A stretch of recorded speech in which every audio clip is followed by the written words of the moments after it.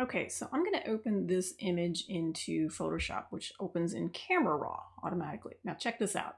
If I hold down the Shift key, all of these words here become auto. So auto highlights, auto shadows. So I'm going to Shift, double click, highlights, Shift, double click, shadows. Same thing with the whites, Shift, double click, blacks. Tremendous. That's less than 30 seconds. That took like 5 seconds. So here's the before and after.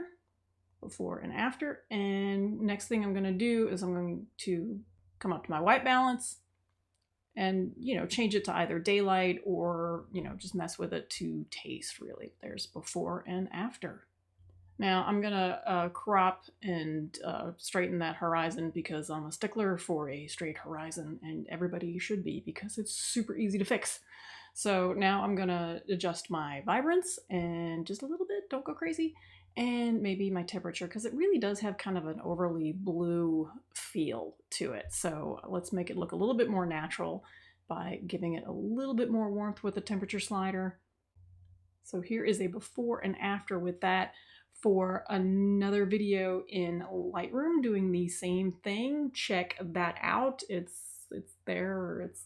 somewhere back there. Anyway, click on it and it'll take you straight to the Lightroom version. See you soon.